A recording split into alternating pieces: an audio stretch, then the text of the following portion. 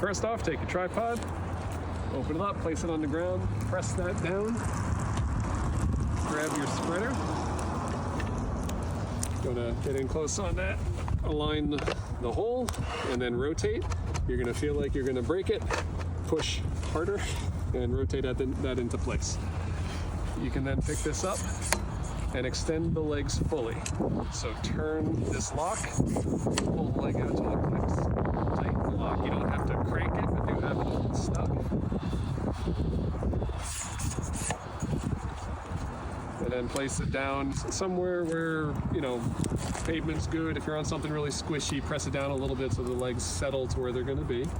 And then if you come look over here, you're gonna see a bubble level.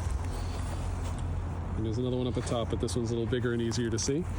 So the trick is, if you look at the bubble level, just tilt the mount until it is in the center. So that tells you what you need to do. So right now, one leg is up, two legs are in contact. So to do that, I'm going to lower, or I should say shorten, and I always forget which way is which. There we go. I'm going to shorten these two legs by about the same amount. And I'm going to look at my bubble and just kind of adjust. And it doesn't have to be perfect. If you're pretty close to center, it's fine. And the circle's good. You can get picky, but it's probably not necessary. Okay. So that just settled a little bit, and it's touching the circle. So I'm just going to extend that slightly. And that I'm pretty happy with. If you're at that more than 5 minutes, you're being too picky. So then you're gonna take the scope out of the case. The two places to grab on the scope are back here where the focuser is, either the focuser itself or the gold tube, and then this black metal thing here. Those are good and rigid. Do not pick it up by this. That's not held on very tightly. What you're gonna do is you're gonna come up to the mount. You're going to loosen, make sure that lock knob is quite loose. And if you look at this dovetail here, right, so that's a wedge profile, this is the opposite profile. You're gonna see this little depression spot here.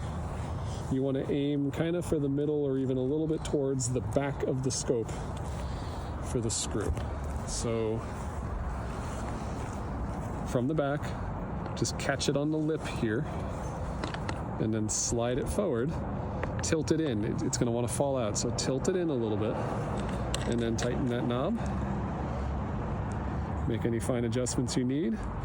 Now, this, you want to make sure it's good and tight. Once it's on there, wiggle the scope, kind of let go and support it in case you've made a mistake. This is the expensive thing. Don't let that hit the ground. But that's pretty good. Now what you're going to do, come back around this way, is we're going to turn the mount on. So power button, it seems to be about a 1 second press. This light will blink. The scope will go horizontal. It's then going to think about things for a few minutes, and by that I mean it's going to acquire a GPS signal. Once it starts doing this, that means it's acquired the signal. So that was actually very quick because we've done this a few times here. Then it's going to elevate to the altitude of the sun, and then it's going to rotate to the azimuth, the left-right of the sun. Hopefully it's in the ballpark. First thing you're going to do is move Rick out of the way. And you're going to look at the shadow. And that'll tell you if you're kind of in the ballpark. The other thing you're going to look at is this finder here. Do not put your eye directly behind it, because then that means you're looking at the sun, and you're going to see if there's a white dot. There's not currently a white dot. What that means is we need to do the shadow adjustment. So, if you want to come around here so you can see the controls.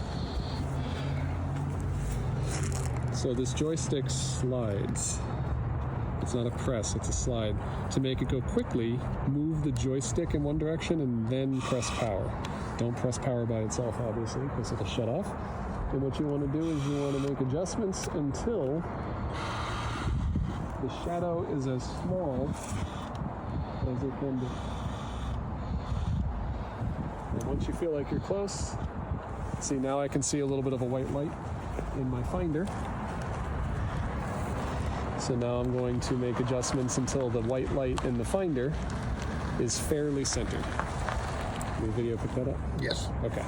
So now we should be pointing pretty close to the sun. I'm going to remove 2 lens caps, one on the front, one on the back. Oops, sorry. If it's windy, put them inside of the box. If it's not windy, just put them face down. Don't put them face up because dust and crap will get on them. Grab the eyepiece with the biggest number. Today that's 18. In the future that'll be 25. And what you're going to do is you're going to pop the little rubber pad up. You're going to slide this in. If it doesn't go in, loosen this thumb screw until it pops in. Then retighten the thumb screw. It should be finger tight. Don't crank it, but you also shouldn't have the eyepiece falling out.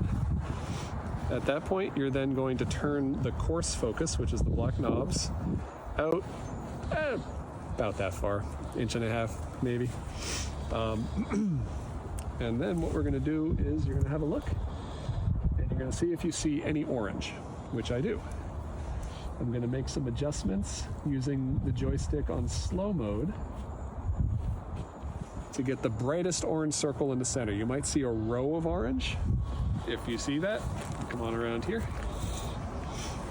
There are 2 tilt adjustments. One of them is here, the other one is on the bottom. So far we've only needed to use this one. You're going to start with the one up front, and what you would do is you would turn this, which splits that. So while you're looking through the eyepiece, give that a turn until all of those extra reflections are out of frame, out of view. You don't want to keep going once they're out of view. The more you turn that, the more optically poor, that's not a sentence, the worse it'll look. So do the minimum amount of turning here that you need, and then you might need to do it on this, but we haven't had to yet. At that point, go back to your eyepiece and start adjusting your focus. You want to turn it until the sun is getting smaller. Once it's no longer shrinking or growing, you got it pretty close. You want to look at an edge, maybe a solar flare, and then switch to your fine tune to get it as sharp as possible. The last thing you're going to do is this is the kind of the filter adjuster. Different positions of this will highlight different features of the sun. That might also shift the focus position slightly. So you kind of have to coordinate, have a hand on each. So I'm going to turn the knob at the front of the scope until something cool is revealed, and then I'm going to fine focus for that, and then you're good. Start having people come up. If you have shorter or taller people coming up, the last thing you're going to need to know is to rotate the diagonal. Loosen this screw, not the 3 screws further down. That lets you take the whole diagonal out, just the one screw that's all on its lonesome on this ring, and that will allow you to rotate the diagonal so a shorter person, for example, can see, and then when they're done, a taller person can come up and then retighten it. This is finger tight, don't crank it.